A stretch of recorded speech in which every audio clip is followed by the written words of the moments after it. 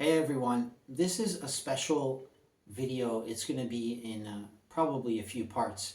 This is the first one, and I'd really like you to comment whether I should keep this purchase or not.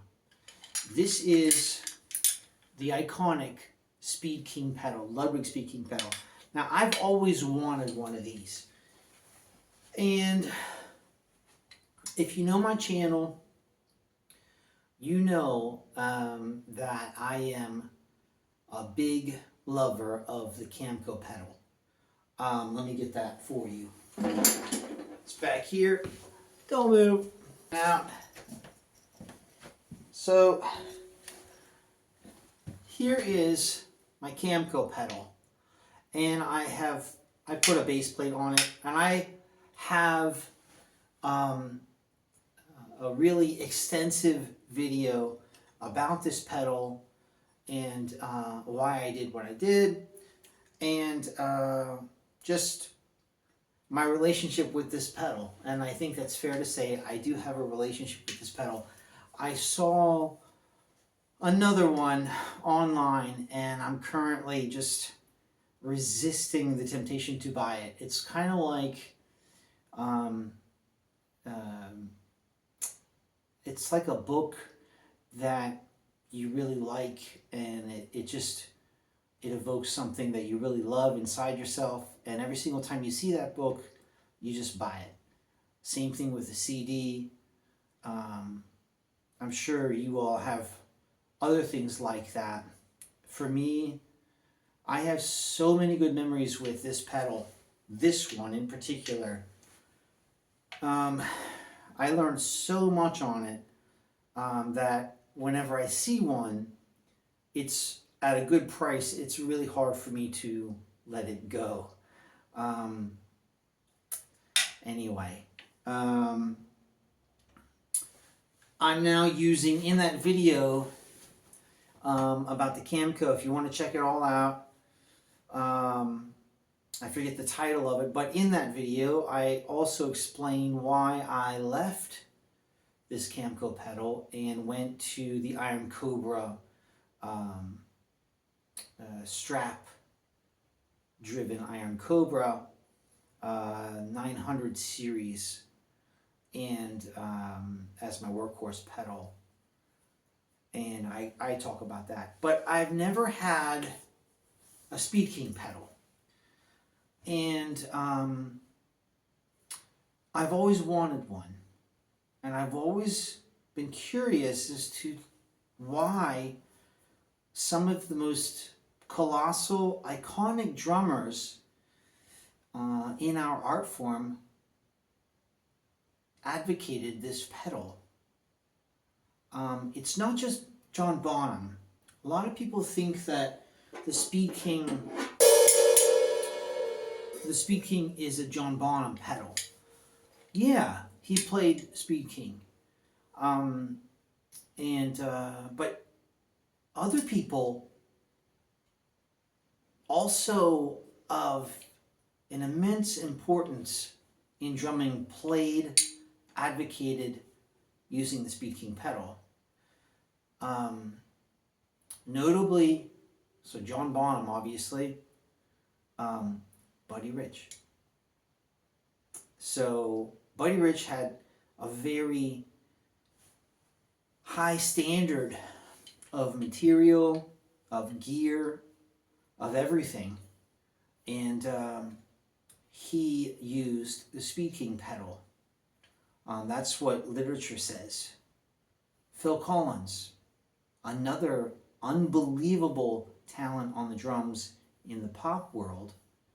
I think it's fair to say that Buddy Rich could not do what Phil Collins was doing. Not coordination-wise. Obviously, Buddy Rich could do that. But Phil Collins had an ear about how drums should sound, and he played the drums with all his heart. And I have a video about that as well. Let's talk about Phil Collins. So, John Bonham, Buddy Rich, Phil Collins, Charlie Watts is another one. The Rolling Stones that advocated this Speed King pedal. So, I mean, I've known that for years, and I was always, it's been in the back of my mind, what is it about that pedal? Why are these unbelievable drummers, really accomplished drummers, choosing to play this pedal? I gotta get my hands on one and spend some time with it and check it out. So I did. Now, immediately, I saw some engineering flaws. Immediately. And that's what I want you to comment on.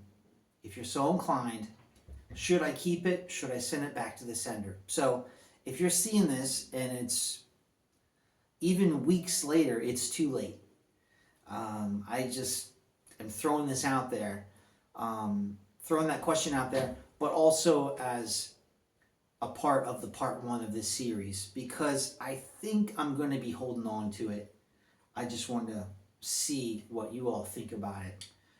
There is something in my heart about restoring stuff. And if you have spent some time on my channel, that I do restore stuff and I modify stuff. And I like to work on how to get the gear and my drums matched to me. I think that's a part of the art form. In the same way that maybe Picasso or Van Gogh, you say in French, chose colors or thicknesses of paint to suit their needs. In the same way that Hemingway, preferred certain words, certain ways of writing what he thought. So I use the gear, I look at the gear, whether it's the actual drums that I'm playing or the way I'm recording myself or the sticks I use, all as an extension of me. And it's inspiring to work on that, and it helps me discover who I am by identifying what I like and what I don't like. So I'm going to now go into this thing about the Speed King pedal. And I'm sure that I'm going to discover a lot of stuff that I absolutely love. I have not yet touched one. This is the first one. And but my guess is that there was a reason why John Bonham, Buddy Rich, Phil Collins, Charlie Watts, I almost want to say Ringo Starr, but Ringo Starr doesn't seem like he doesn't seem to be somebody that's really attached to the gear, although I think he is. But there's not a lot of interviews where he's talking about the gear he used. Anyway, so Speed King pedal. Ludwig Speed King pedal. Now, subtopic, I am, as you know on this channel, a huge Elvin Jones fan. You might not find a bigger Elvin Jones fan in the universe.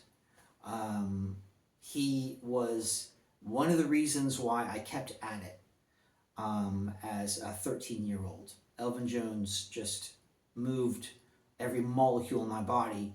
And so when I discovered he used a Camco pedal, that helped me go into that world. And I wasn't, at the time, developed enough in my jazz studies to use the Camco pedal extensively in jazz.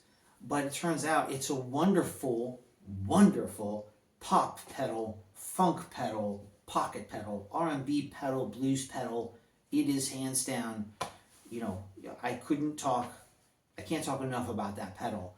Um, and you know what? The Iron Cobra strap drive pedal is really earning its due with me as well. But I'm biased because I learned a lot of my playing on the Camco pedal. Before the Camco pedal, my first pedal was a strap drive. It was a Pearl Export strap driven pedal. Um, I went to the HP 20, I guess, model. It actually was the Iron Cobra. When the Iron Cobra came out with, looks like the HP 20, but it has the black stripes. A legend in the making, right? And so that pedal was kind of like the first pedal that I fell in love with, that I spent money on buying. And that pedal blew my mind. I love that pedal. I have them. That's yet another one where if I see it for a good price, it's hard for me to pass up. I actually have a double of that pedal. So I have fun and interchange these every once in a while. But the Camco, probably associated with Elvin Jones, and then just pocket playing and learning so much on it, has a really ingrained, deep signature on my heart. But I'm also one that likes to try out new stuff and explore what it's all about, because like I said, I think that it's, well, in any way, in my life, it's a part of my art form. I consider it a part of my art form to check all this stuff out. So the Ludwig, right? You know already those guys. Now, first off, the guy was asking a lot of money over here for what it is. Now, I'm in France, so stuff that's not from where you're at tends to be more expensive. So in France, it's really hard to get these pedals. To give you an idea, brand new ones, like the reissues, are about $220 some. Anything that is restored in tip-top shape, it goes for about $120, 120 euros, sorry. Now, that might seem like a lot, but if I were to buy, I know these pedals in America sell for anywhere between $40 and $60, $70 maybe. So that's hands down, that's just awesome. But when you add on delivery and the price of douane and all of the charges, it gets to be easily over 100 euros on my end. So, long story short, the guy was asking 90 euros. I got him down to 60. And I knew that I would have to work on the pedal.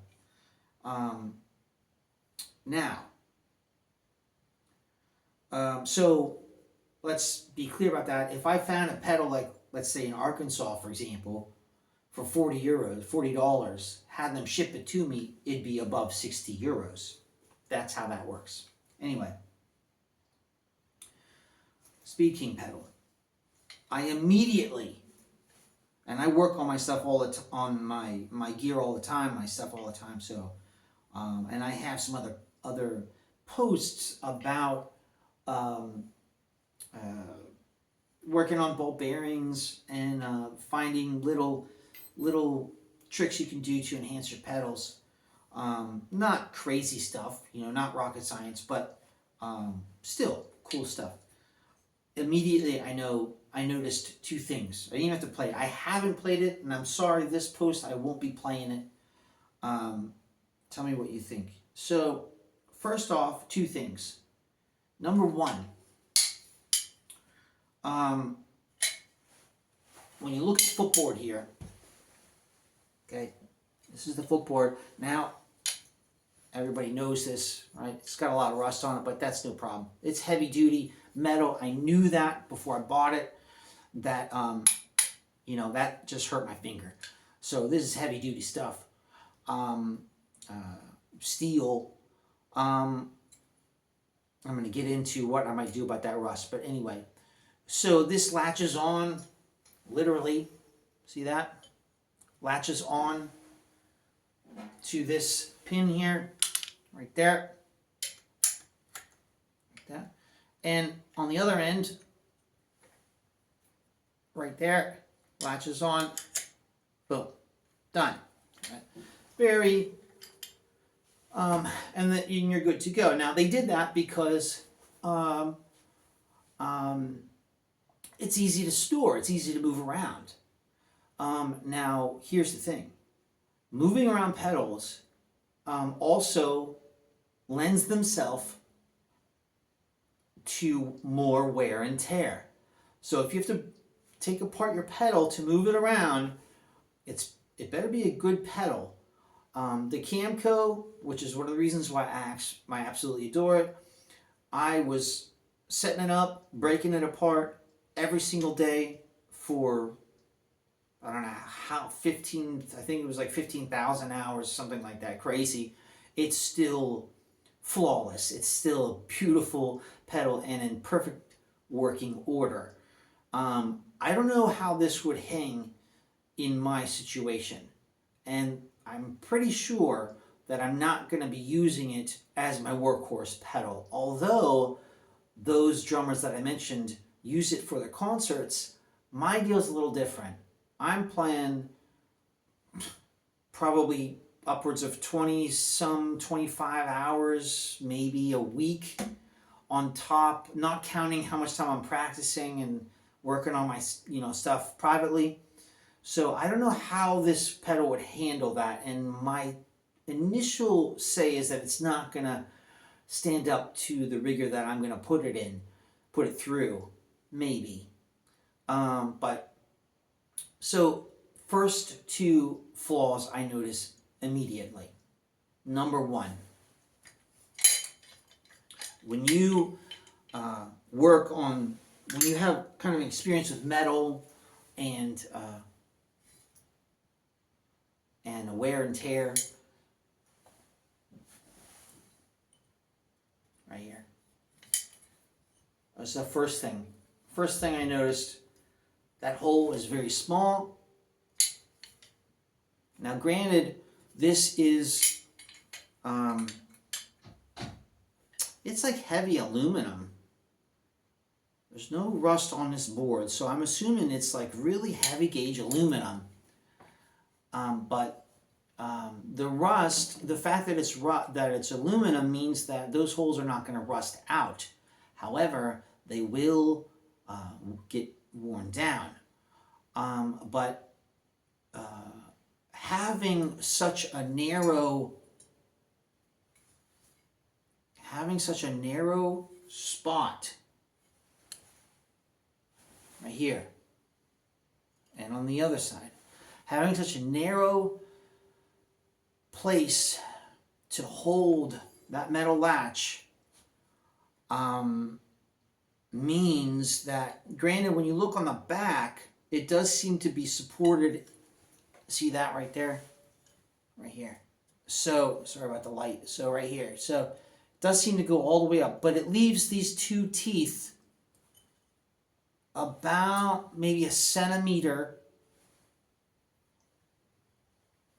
by themselves. No reinforcement, right?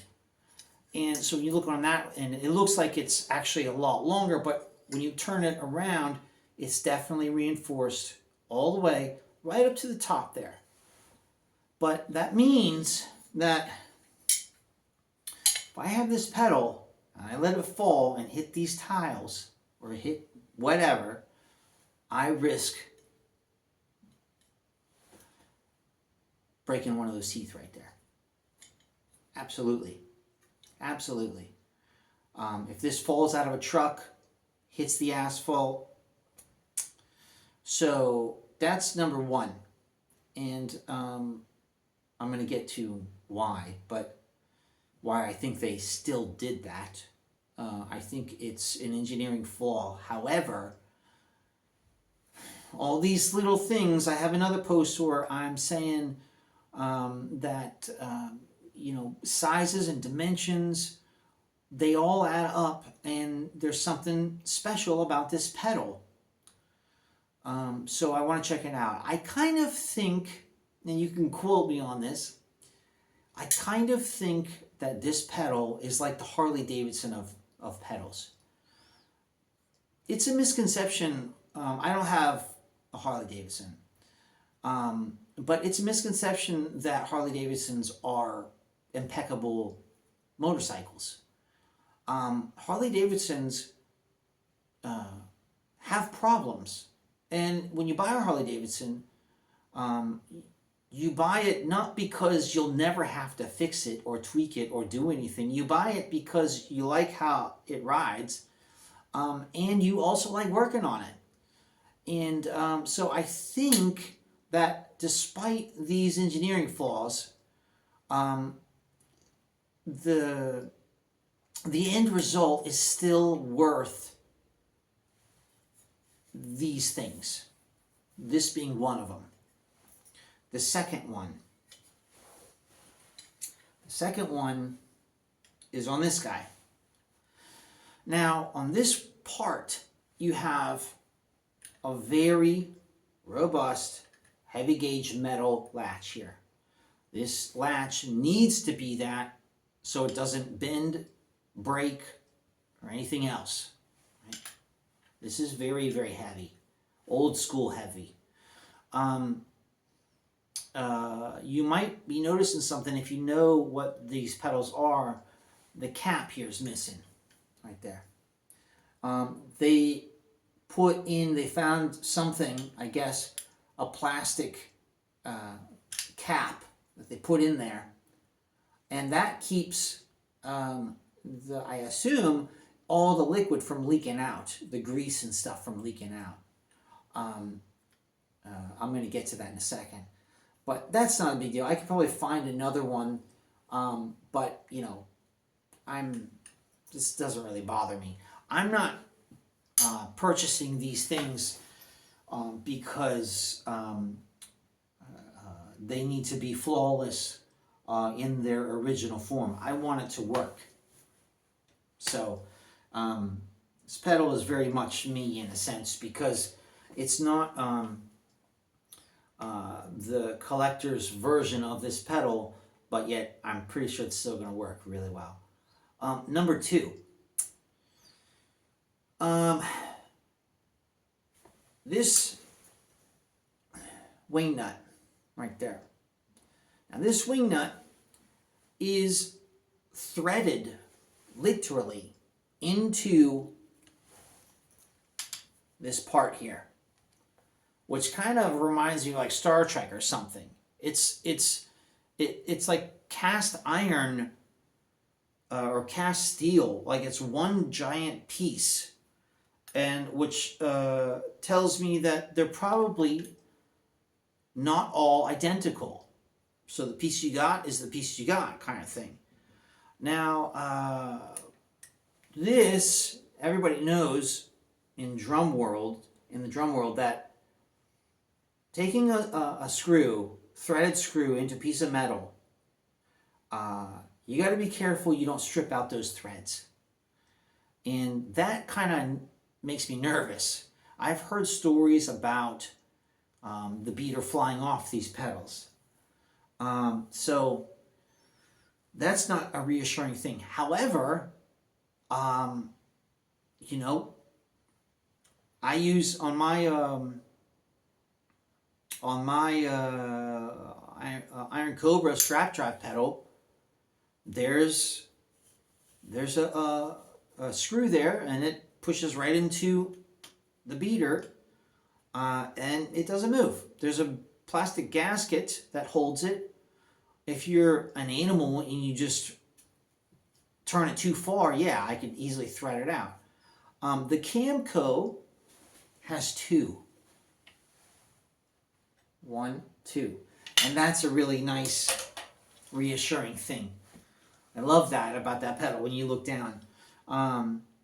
You know, because if you can't have your pedal at a gig, the gig's kind of over. If you're playing R&B or pop, it's very hard to do it without that pedal. You're definitely gonna be working your butt off to make up for the fact that you're not playing a bass drum. So I always have a second pedal in my car. I just leave it there just in case. But that kind of bothers me. That screw threaded through that piece of metal. But you know, again, I have Buddy Rich, and I have Phil Collins, and Charlie Watts, John Bonham, and potentially Ringo Starr in the back of my mind saying, I used it, you know. So I'd be interested to know if they only used one, or did theirs break and they had to buy another one? I would be interested to know that. I don't really know what I would do if that thread suddenly doesn't work anymore. I could probably drill something. I don't know. Now on this end, on this side, that thread right there, that was a really nice feeling. That screw is not going through the hoop, you know, clamp. It's going through, you can see there's a gasket. There's a metal, not bearing, but gasket, I guess you could say. I don't know what that word is. But there's a metal ring in there, a sleeve. So it helps not damaging this piece if this were to thread out. You just change the sleeve. So that's good news.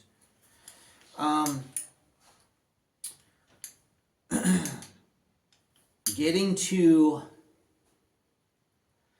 the other. So I really think there's only two, potentially three engineering flaws. One of the lesser one is that wing nut going into the sprocket, let's say. It's not a sprocket, but into that area. The other one, the big one, so you have the teeth of the footboard. Here's another one. And just look at that. If you have a Speed King pedal, you know that something's off. What's different about this pedal?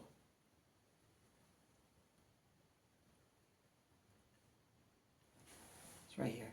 Right where this piece of brown, I haven't cleaned it yet, right where this brown piece of steel is. Now when I looked at this, I go, you gotta be kidding me. Okay, you live and learn, right? I thought that was a part of the pedal that seemed logical when I saw it in the photos. Like, okay, I see why that's there, is to reinforce that area. Turns out I went and double checked, and all of these pedals, none of them have that part there. This part right here, none of them. This part, I don't know if you can see the difference. You see the black lines on the side. None of them have that part. Right there. All they have is the chrome area. Okay, so what happened? So upon closer investigation, it's exactly like this. You have, now that part there, that sprocket, feels like it's not a sprocket, but anyway, it feels like it's die-cast steel. And die-cast steel, when it cracks, there's nothing you can do about it. This is aluminum. However, the idea, they use the same idea. There's two teeth, just like this, coming up, and there's a pin. And so they did the same thing with this one, right? Same thing. You can see it right there. Back end You can see it. There's two teeth. Look at the chrome, not the black part. The chrome here. There's two teeth that come down, and there's a pin that goes through, and that's what holds the piece of metal. No, you don't do that, because that is what happens. Those two teeth, if this falls, they're going to crack. They're going to break. And I surprisingly noticed that the new versions of this pedal have the same two teeth coming out with the pin across. And I said, wow, they should have reinforced that. They should have fixed that. But, maybe, it's like I said, it's like the Harley-Davidson, because this pedal, incidentally, both of them, those two, the teeth there, one coming out is literally gone. I don't know if you can see it. You see half of it right there. I'm looking right there. Sorry, right there. And the other half, you see the chrome coming all the way around, right? So one of those teeth are gone. The other one, when I'm looking at it, I can see it's starting. I can see there's a line on top. When you turn it around, you can see there's a little gap where dirt and stuff has collected, and it's probably about to fall off too. Wonderful. So what happened? What did the guy do? The person who saw that, very, very smart. This looks like it came with the pedal, this piece of metal here. And it's heavy duty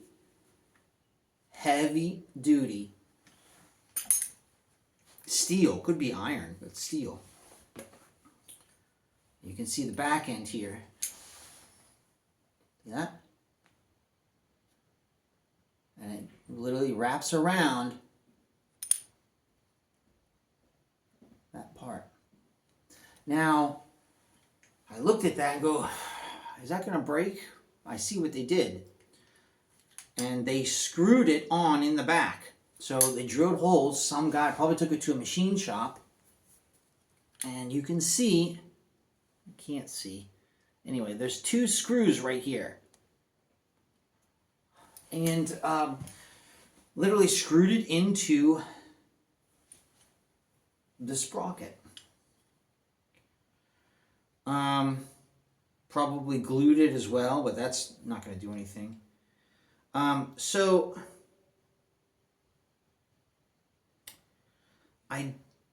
it looks like it was custom made for that. And I don't know what to do. Because I know that if I think I'm going to keep it.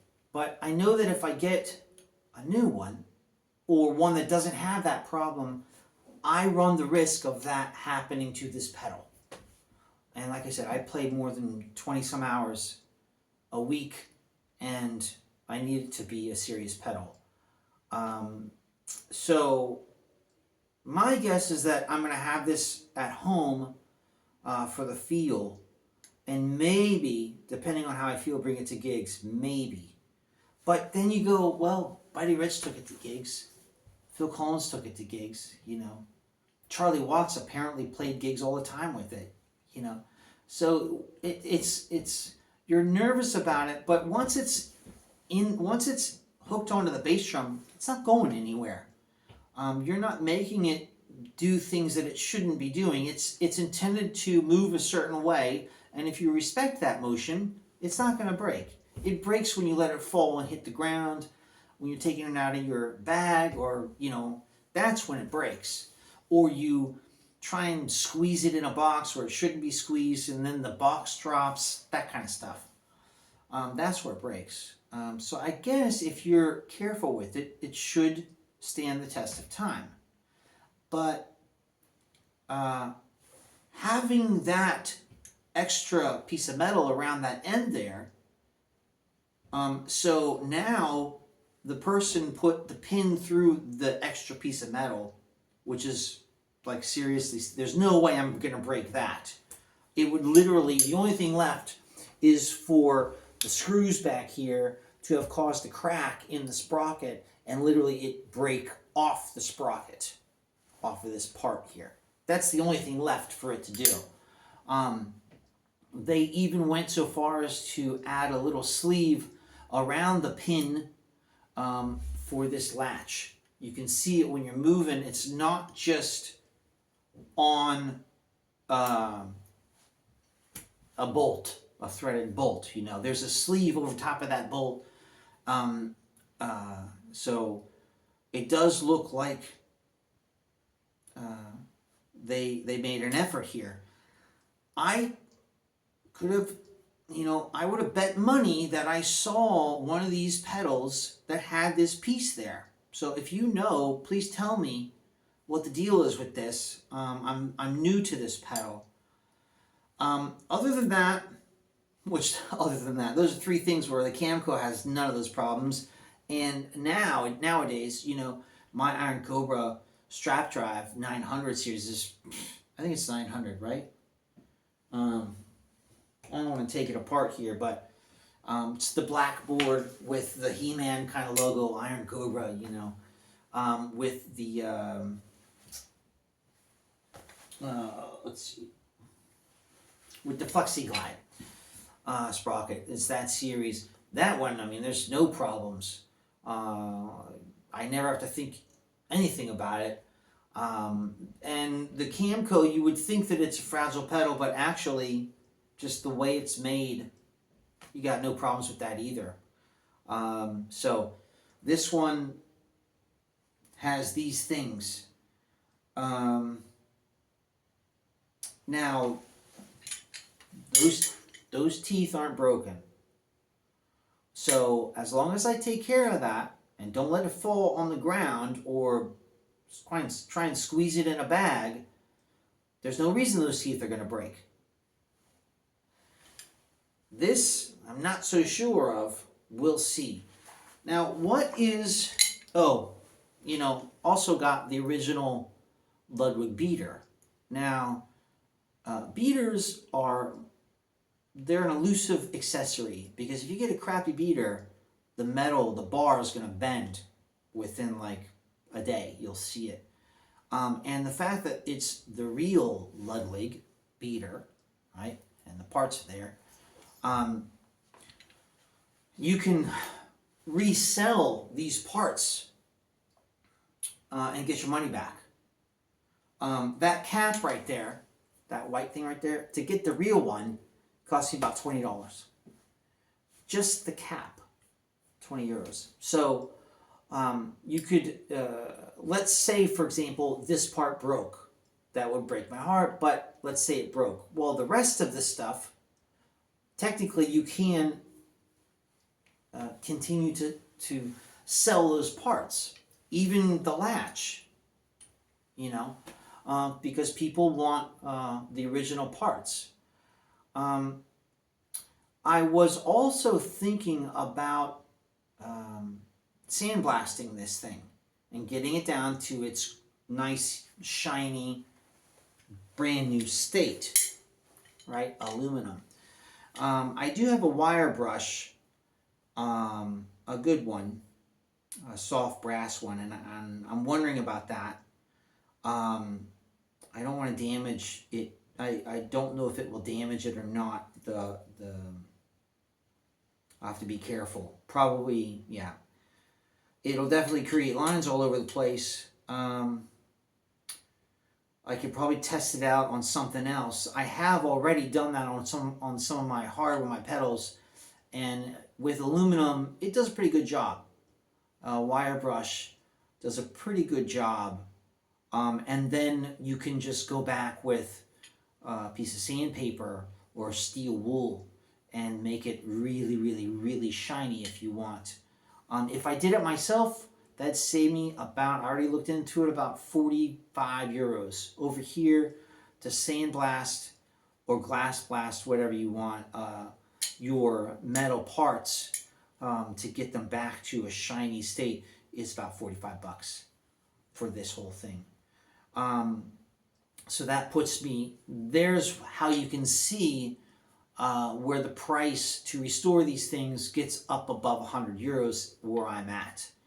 Um, Now, so why would we go about doing all this stuff for this pedal? We don't do this stuff for almost any other pedal. Incidentally, you don't have to do it for a lot of the other pedals that I know of. You don't have to do crazy restoration projects with the Camco. I have never seen one broken. I have seen some pins worn out. You replace a pin, that's nothing.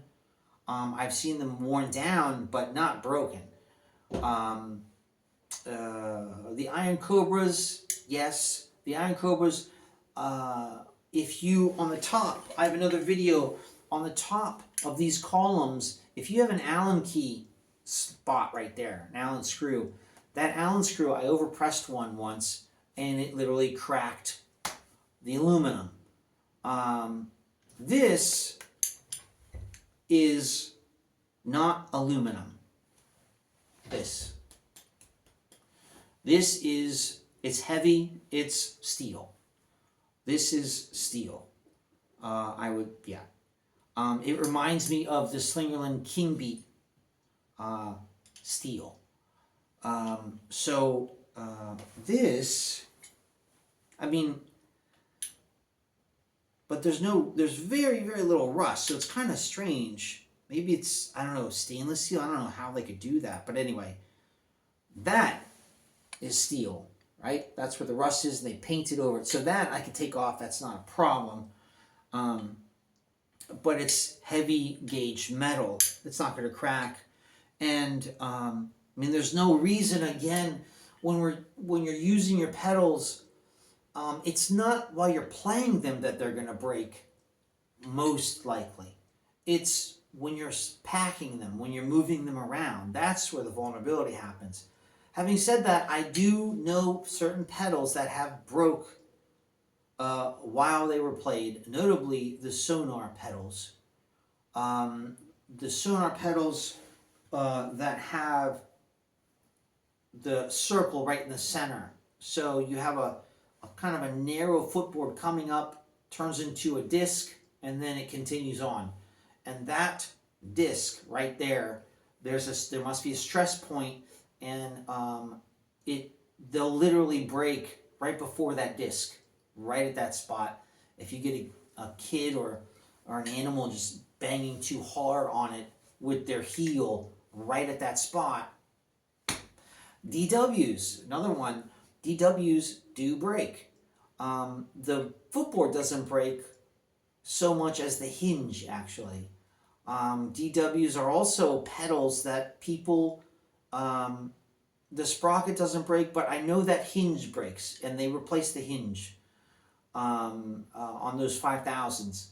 And, you know, and we deal with it. And yes, you know, it kind of breaks your heart for those things to happen, but it's like that Harley Davidson syndrome. You know, it's such a nice pedal that you deal with fixing it. And isn't that kind of the proof of the magic when you stick it out? Now, beyond all the dimensions of this pedal, you can see, incidentally, in the back here, it's very, very reminiscent, right, of the Tama Titan pedal, right? The Imperial Star. They probably got it from the Ludwig, I think, because the Speed King was around before that. But anyway, this was not an exclusive design back in the day. Ludwig might have came out with it, but a lot of other companies adopted this kind of approach where the footboard turns into kind of like an egg spot, and there's hollowed out areas around it. Like I said, the Tama Titan does that too. But if there were not those ridges back there, right, that would seriously be a concern for me. But there are, so I'm fine with that. The hinge plate is a bit is strange. It's very alien to me. I have yet to understand why they do that, and I'm going to learn all about it. But it's a very strange thing, and I probably assume that that adds to some of the noise. Now, I'm also, I can also do heel-toe technique a lot. And I love doing that. I've done that, I've been using that forever. Not for everything, but it comes in handy quite a lot. And I don't know if I'll be able to do heel-toe technique with this pedal because of this. It incidentally is missing the screw right there, and there's a washer that holds this in place. That is no big deal. Absolutely not a big deal. I don't know though why they have two versions of this hinge plate. I don't get that. I don't understand why they do that. I'm not sure I understand why they do that. It may be something to do with the size of your foot. You know, I don't know. You know, you turn it around like this. I don't know why they would do that. Because this part is still there, like that, right? It's still there, so why not just fix it into that area? What's the advantage of this? I don't know. But I'm going to learn all about it, and I'll let you know.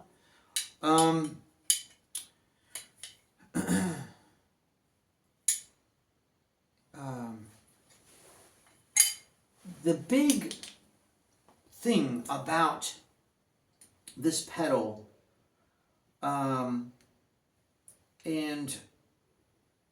why it has such a particular kind of feel. Not only is it direct drive, right? This is pretty much direct drive pedal. So